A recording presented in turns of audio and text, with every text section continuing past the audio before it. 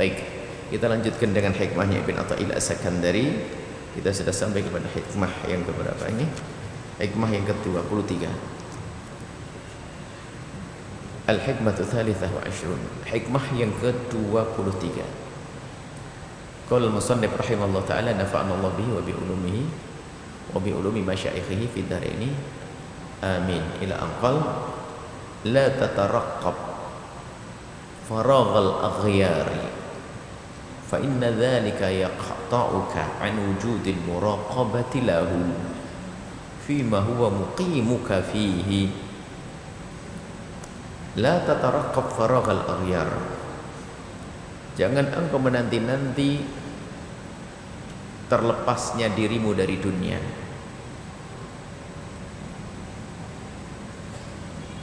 Jangan kamu menanti terlepasnya dirimu dari urusan dunia.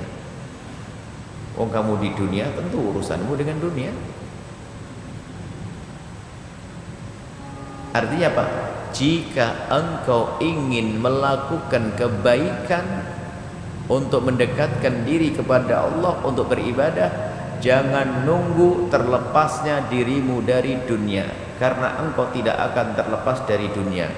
Kalau orang ingin melakukan kebaikan, jika terlepas dari dunia, nggak akan berbuat baik. Dunia itu ada, bukan sekedar emas permata, bukan, istri dunia, anak dunia, hawa nafsu di dalam dirimu juga bagian daripada dunia. Fa inna dzalika yaqta'uka an wujudil muraqabati lahu.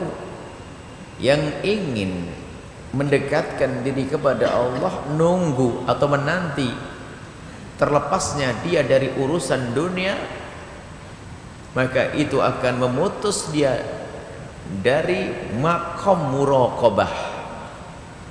Maqam muraqabah itu adalah merasa dilihat dan dikontrol oleh Allah.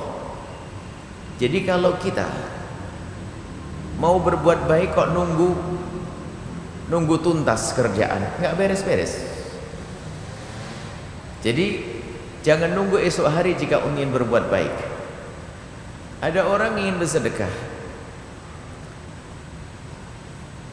mau bersedekah, ternyata dia masih nunggu. Nanti saya sedekah insya Allah dah kalau sudah berkembang bisnis saya. Banyak nunggu. Kalau sudah tambah toko satu. Bahkan setan berbisik, daripada kamu sedekahkan sekarang, berapa orang sih yang bisa kamu tolong? Mending kamu jadikan modal nanti buat bisnis lagi. Waduh, nggak beres. Betul, bayangkan ada orang bersedekah. Saya ingin bersedekah membantu orang fakir 100 juta. 100 juta duit gede. Ketemu temennya, mending ente bisnis kan, nanti kalau sudah tambah banyak sedekah ente tambah banyak. Bener dia, nggak jadi sedekah, dibisniskan lagi. Waduh, niatnya bener tapi itu bisikan setan. Kalau kamu ingin berbuat baik nunggu tuntasmu dari urusan duniamu, maka engkau tidak akan bisa berbuat baik. Siapa yang bisa terlepas dari dunia selagi masih di dunia? Matilah dirimu baru nggak ada urusan dengan dunia. Dimanapun kita berada, coba. Lama Ibn Atha'illah As-Sakandari, jadilah orang cerdas. Kamu tuh di dunia nggak akan terlepas dari dunia, akan tapi kalahkan duniamu itu untuk beribadah.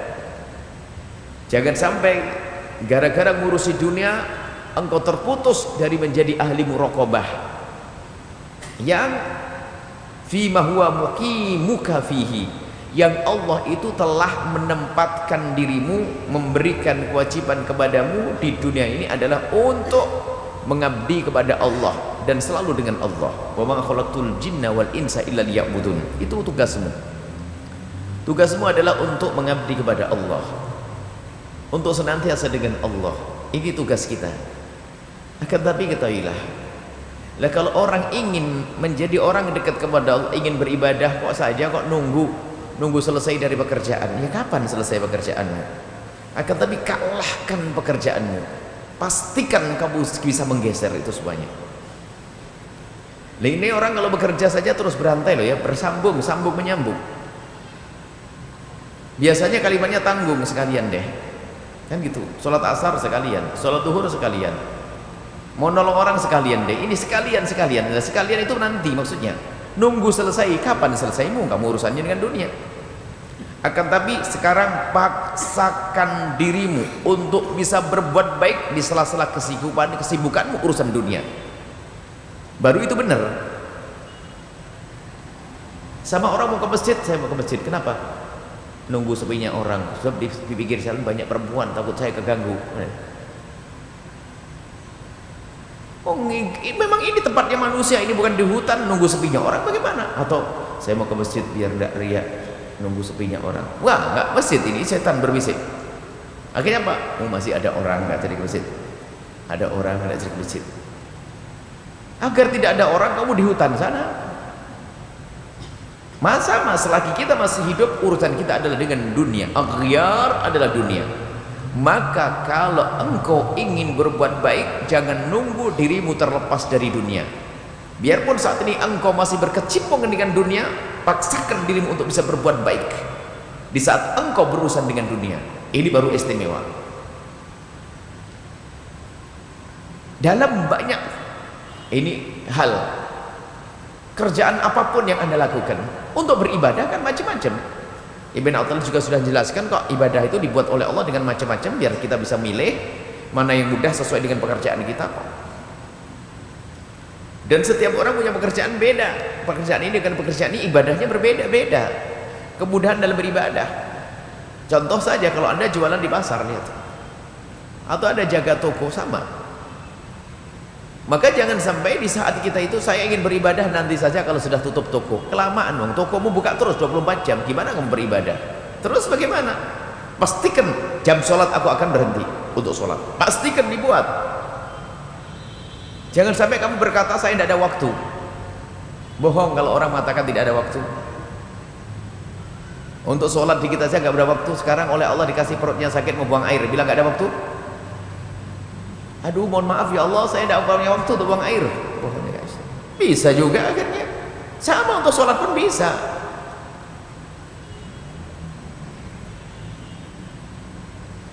Untuk ziarah silaturahmi saja nggak ada waktu. Masya Allah, 7 hari full saya. Baik.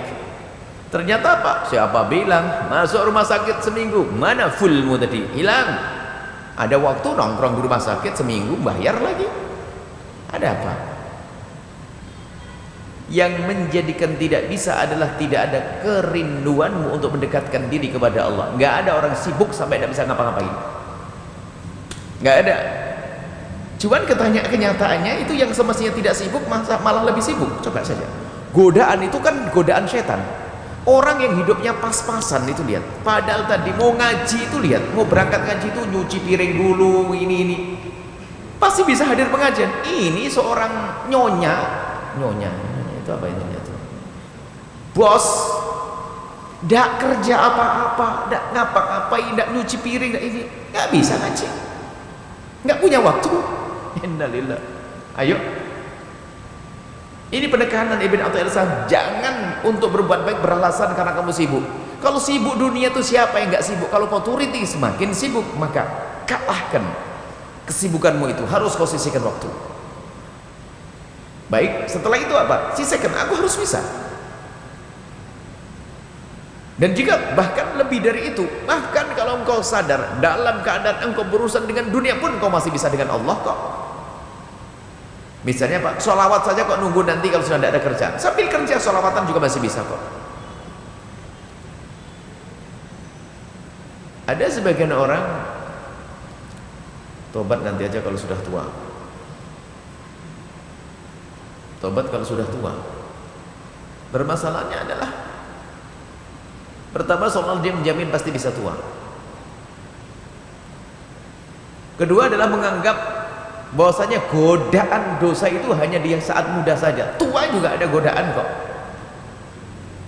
Jangan seolah-olah berkata gini aja, nanti saya tobat kalau sudah godaannya sudah nggak ada. Oh nggak ada, tetap ada godaan. Bersama godaan yang selalu datang bertubi-tubi, ayo kita selalu menjauh dari dosa kemudian bertobat. Jadi ini banyak. Ibn Athaillah Sa'id mengatakan bahasanya kalau ada orang ingin berbuat baik nunggu tuntasnya urusan dunia, dia tidak akan berbuat baik.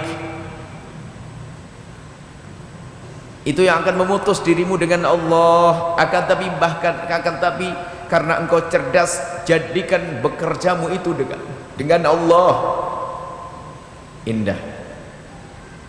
Seorang pak polisi atau tentara yang piket berdiri di depan pos, pegang senjata sampai tidak gerak begitu. Itu kan kesempatan untuk sambil baca sholawat sebanyak-banyaknya. Tukang becak sekali genjotan sallallahu alaihi Muhammad, Allahumma shalli Muhammad, kan bisa saja. Ibadahnya seperti itu. Kita pengen muraqabah, maka muraqabah itu adalah membiasakan dengan Allah dalam keadaan apapun. Jadi biarpun kita dengan kesibukan yang luar biasa, kita masih tetap ingat Allah. Aman, karena memang kita hendaknya selalu dengan Allah. Wa ma khalaqtul jinna wal insa illa liya'budun.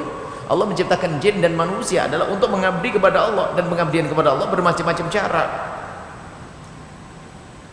Dibangkas oleh bin Atha As-Sakandari orang yang beralasan karena sibuk. Nggak boleh, nggak ada sibuk. Sibuk itu dibuat oleh dirimu sendiri. Coba, kalau kita cermatilah, aneh. Orang sampai nggak bisa ngapa-ngapain, ngaji nggak bisa. Dan tidak ada cara untuk membebaskan diri kita daripada segala permasalahan yang ada ini kecuali dengan Allah kok. Ya, harus kembalinya kepada Allah. Permasalahan ini semuanya baru bisa selesai kalau kita dengan Allah Subhanahu wa taala. Yakin maksudnya dengan Allah. Bukan dengan urusan-urusan dunia. Jadi gini, kalau ada orang berurusan mencari dunia karena ingin cari solusi dari dunia, tidak akan selesai. Sebab muncul tamak. Tapi kalau yakin bahasanya penyelesainya adalah Allah, adapun aku bekerja menjalankan titah tugas, saya harus bekerja mencari nafkah untuk mencukupi anak istri, sehingga lihat dia bisa menjadi orang qanaah kok, menerima duitnya pas-pasan tapi bisa senang di dalam hatinya karena ini dari Allah. Tapi lihat yang mencari dunia tidak dengan Allah, lihat kurang terus, dia tamak terus, rakus, semakin sibuk dia. Dan semua coba kalau diperhatikan, kalau anda bekerja tidak dengan Allah, maka anda akan terus dikejar urusan dunia, karena dia akan membuahkan kerinduan lagi kepada dunia, kerinduan lagi kepada dunia. Tapi kalau anda bekerja, langsung berbuat baik saat dia bekerja, tidak usah nunggu selesainya, maka di dalam bekerja pun anda dengan Allah tenang. Kami ingatkan bahwa siapapun yang ingin bekerja hendaknya jangan sampai jauh dari Allah. Maka muraqabah, libatkan Allah di dalam niat-niatmu. Contoh begini, kalau anda ingin mempunyai proyek, dalam prediksi atau dugaan anda akan punya untung 10 juta di akhir bulan, atau anggap saja 1 juta di akhir bulan. Dan kebayang nanti saya punya modal begini, akan begini, atau saya kerja di sini akan dapat gaji segitu setiap akhir bulan. Sebelum memulai bekerja anda sudah tahu gambaran tentang gajinya, maka langsung saja potong untuk Allah berapa? Allah, indah. Potong untuk Allah. Jangan nunggu nanti. Jangan nunggu nanti. Dari awal sudah diniatkan untuk dipotong untuk Allah Subhanahu wa taala. Maka faedahnya di balik ini semua, anda tidak akan bangkrut selamanya. Kenapa? Kalau seandainya anda benar-benar mendapatkan keuntungan sesuai yang anda duga, maka karena anda sudah pernah punya janji, begitu mudah anda untuk mengeluarkannya.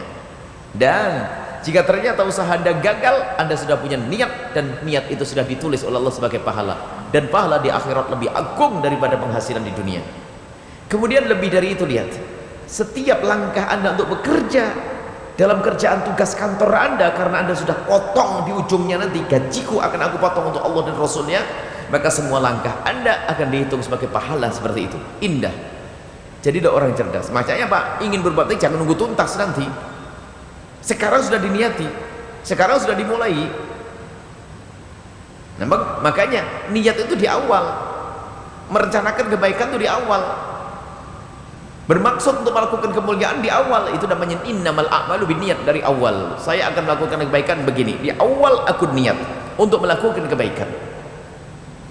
Nah, biarpun kita saat itu berkecimpungan dengan dunia, kan dunianya adalah untuk akhirat, maka bisa berbuat baik tanpa harus nunggu tuntasnya pekerjaan kita. Tetap ada aktivitas, yang ke pasar, dagang, yang apa, pokoknya terus aktivitas anda lakukan, yang nelayan. Akan tapi lihat, karena aku sudah punya prinsip, aku tidak akan berbuat baik nunggu selesainya pekerjaan. Lalu kapan? Ya saya ini sekarang sambil kerja saya berbuat baik kok. Indah. Sambil bekerja saya bisa baca salawat, sambil bekerja aku bisa berzikir, sambil bekerja aku bisa mengadu kepada Allah kok. Kemudian setelah itu lihat,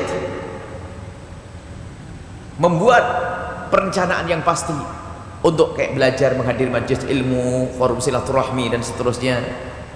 Jangan sampai kita menuruti yang namanya kesibukan dunia. Biarpun Anda di tempat sembunyi, saya pengen hidup di kamar saja, yang tidak pernah punya urusan dengan dunia. Dirimu tuh dunia. Tiba-tiba lapar, bingung juga, lapar dunia. Surga saja nggak ada lapar nanti. Dunia, lapar, ngantuk, nah masalah lagi kan, alasan lagi. Mau ibadah nanti mau tidur biar istirahat dulu, begitu. Tidurlah membaca doa beres. Nah ini Ibn Athaillah As-Sakandari itu khawatir ada orang yang menunda-nunda berbuat baik hanya karena urusan kesibukan dunia. Maka la tataraqab faraghal aghyar. Kalau ingin menjadi orang baik, jangan nunggu nanti setelah usai dari dunia aku baru mendekatkan diri kepada Allah. Jangan nunggu tua aku ingin dekatkan diri kepada Allah. Jangan nunggu kaya jika ingin berbuat dekat kepada Allah. Akan tapi saat inilah waktumu. Jangan nunggu nanti, saat ini waktumu. Kalau nunggu kaya, iya kalau kaya, sedekah saja nunggu kaya. Insya Allah nanti kalau saya kaya, saya akan sedekah. Enggak kaya-kaya, enggak sedekah, nasib buruk, sudah melarat, enggak punya tabungan. Tabungan akhirat. Melarat punya tabungan akhirat, kaya. Sudah melarat di dunia enggak punya tabungan akhirat. Loh, tabungan di akhirat itu adalah sesuai dengan niatnya kok. Mau penghasilannya sehari cuma 5.000, berarti 500 juga berapa persen sudah? Kan gede, seperti orang 1 miliar, 5 miliar disedekahkan 500 juta, kan begitu. Makanya kalau ingin berbuat baik jangan nunggu kaya, saat inilah dirimu berbuat baik. Jangan nunggu faragh, selesai daripada kesibukanmu nanti, tidak. Saat ini. Makanya disebutkan wasari'u ila maghfiratin min rabbikum wa jannatin 'arduha as-samawati wal ardu 'iddat lil muttaqin. Bersegeralah kalian menuju surga, surga yang luas disiapkan hanya untuk orang bertakwa. Cirinya itu alladzina yunfiquna fis sarra'i wad dharra. Orang yang mereka rindu berbuat baik, enggak hanya di waktu cukup, waktu sempit pun dia bersedekah. Waktu sempit bukan berarti punya utang kita nih, enggak. Maksudnya rezekinya masih sedikit. Mulai, bahkan kami selalu himbau, belajarlah dirimu itu untuk menjadi orang kaya yang selamat. Caranya, sebelum kaya rajinlah berderma. Menjadilah engkau ahli ibadah yang istiqomah. Caranya kapan? Saat inilah memulailah dirimu untuk bisa istiqomah dengan ibadah-ibadah sebelum datang kesibukan-kesibukan yang lainnya. Ini kalau kesibukan selalu akan datang, bahkan semakin hari sibuk. Di saat Anda hidup sendiri, Anda akan sibuk dengan diri Anda. Kemudian Anda harus memenuhi kebutuhan Anda, maka Anda harus menikah, tambah sibuk urusan dengan istri. Istrimu manusia normal melahirkan 10 anak, tambah sibuk, dan begitu seterusnya. Tidak ada ujungnya. Karena dunia, baru kalau mati nanti tidak ada urusan dengan dunia. Maka dari itu kata Ibn Athaillah, kalau ingin berbuat baik jangan nunggu tuntasmu dari urusan dunia. Dan karena memang hidupmu di dunia, urusanmu dengan dunia itu petunjuk Allah. Bekerjalah, yang bakat kaya jadilah orang kaya. Yang bakat jadi orang kaya jadilah orang kaya. Tapi raihlah kekayaanmu dengan Allah. Yang harus bekerja, ada orang maqam tajrid, kemarin ada maqam asbab. Dan jika engkau harus bekerja, maka ketahuilah kerja untuk mencari nafkah. Bekerjalah, dan di saat bekerja dengan Allah itu jangan nunggu selesai. Ada orang baca sholatnya, Pak, nanti zikir saya nanti saja sholawatnya 1000 duduk khusus, nggak perlu, kelamaan, sekarang saja sambil jalan. Sallallahu alaihi Muhammad sallallahu. Lebih hebat lagi. Inilah yang dihadirkan Ibn Athaillah As-Sakandari. Jangan biasa kita menunda-nunda pekerjaan hanya karena sibuk urusan dunia ini. Termasuk ngaji. Alasanmu apa enggak udah bisa ngaji? Alasannya itu kadang-kadang sebetulnya alasannya bikin murka itu. Sebab kalau orang alasannya,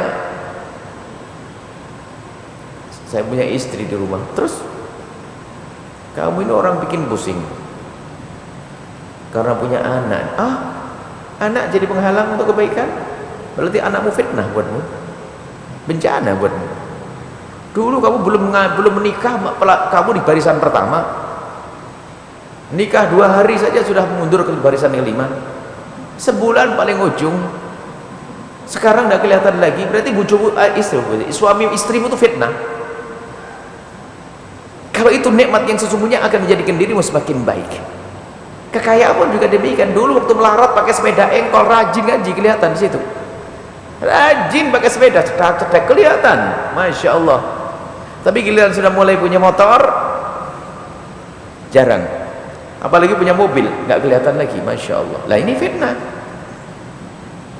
Itu ujian. Karena kamu berada di dunia, maka tetaplah engkau berurusan dengan dunia, tapi jadikan dunia itu menjadi urusan akhirat. Kalau ingin melakukan kebaikan, jangan nunggu nanti, saya kalau selesai pekerjaan, tidak perlu. Saat aku bekerja pun aku bisa berbuat baik. Ini, mari kita cerdas di dalam beramal baik. Kita harus punya jadwal-jadwal khusus. Ngaji, jadikan ini adalah kewajiban.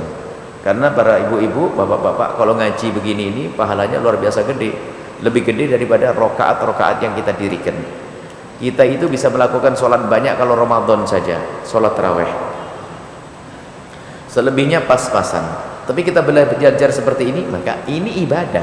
Maka kami sampaikan kepada siapapun, ada orang yang mungkin karena umurnya atau pikunan itu hafal 1 lupa 2 misalnya, ya nggak apa-apa, hadir di majelis. Karena urusannya bukan urusan ilmu yang kau dapat, bukan. Urusanmu menghadiri majelis ini adalah ibadah, dicatat ibadah oleh Allah. Semoga panjang umur. Kalau ada yang mati di saat seperti ini, matinya enak. Kita minta terus kepada Allah, ya Allah, setelah panjang umur nanti, ya Allah, matikan kami waktu ngajar, ya Allah, atau waktu sujud, kan enak. Ada sebagian minas sholihin nerangkan makna la ilaha, meninggal, enak bener tuh. Nerangkan makna la ilaha illallah, Allah, waktu sujud meninggal. Jadikan mengaji seperti ini adalah waktu yang tidak bisa diganggu oleh siapapun dan oleh apapun, dan harus kita yakini ini nilainya besar, nggak ada apa-apanya dibanding dunia yang selama ini kita kumpulkan. Yang Joko perjaga, jangan setelah menikah malah mundur nanti. Sekarang merintis bisnis, semakin gede bisnismu semakin rajin, semakin maju barisannya, harus begitu. Kalau enggak, ya ini semakin sibuk tambah semakin jauh. Mestinya tidak boleh, harus. Karena apa? Kesibukan dunia kalau dituruti nggak habis-habisnya, ini akan terputus aku dari Allah. Maka aku tahu karena aku masih hidup di dunia, maka harus aku bisa punya, ngerti manajemen waktu. Waktu ngaji harus ada, waktu sholat harus aku tertibkan. Apalagi tahu rezeki untukmu sudah dijatah oleh Allah. Ada orang jungkir balik kerjanya, ada orang kerja keras, masya Allah, bangun tuh jam 2 sudah bangun, lembur sampai tetap melarat, ada kok melarat banyak. Bahkan dia doktor dalam ilmu ekonomi juga melarat, utangnya banyak, nyungsep, ada. Jatah itu urusan dunia. Maka ayo kita semuanya merundingi tentang diri kita sendiri, urusan kita dengan Allah. Maka berbuat baiklah dengan segera, jangan menunda-nunda, sebab penundaanmu itu menjadikan sebab engkau terputus dari Allah SWT. Maka makam muraqabah, seolah-olah itu kalau muraqabah itu kan selalu dengan Allah. Seolah-olah kalau sudah muraqabah dengan Allah itu harus di masjid, terus zikir, terus wah ini matilah anaknya, tidak makan nanti. Bukan begitu. Makam muraqabah itu adalah hendaknya engkau menjadikan segala urusanmu itu sambung dengan Allah. Kalau sambung dengan Allah, jangan nunggu selesai bekerja. Dalam bekerja pun kamu sambung dengan Allah. Indah, jual beli jadi jujur karena dia merasa dilihat oleh Allah. Tidak membiarkan lidahnya malah menyenandungkan lagu-lagu yang ngaco karena tahu Allah melihat, lalu berzikir dan seterusnya. Maka itu wali di tengah pasar. Permasalahan itu bukan masalah kita berada di pasar atau di masjid, bukan itu. Permasalahan adalah kita bisa ndak dengan Allah dalam segala keadaan. Ada orang di masjid khayalnya adalah dunia, membangun istana. Di masjid kelihatannya duduk begini, khayalannya apa aja itu, masya Allah. Tapi ada orang di tengah pasar, ternyata yang dipikirkan adalah kemuliaan di hadapan Allah Subhanahu wa taala. Jadi tempat ini enggak terlalu bermasalah kalau hatimu sudah dengan Allah Subhanahu wa taala. Kalau hati kita dengan Allah, aman. Kita selalu bersama Allah Subhanahu wa taala. Gerak-gerik kita dengan Allah, maka dalam keadaan apapun dunia ini tidak akan mempengaruhi kita. Di pasar, di gunung, di hutan sama. Karena kita dengan Allah Subhanahu wa taala. Bahkan semakin hebat, makanya wali di gunung dengan wali di tengah pasar lebih hebat wali di tengah pasar. Sebab godaannya banyak. Oh, godaannya banyak saja masih selalu dengan Allah, karena hebat. Di atas gunung nggak ada godaannya.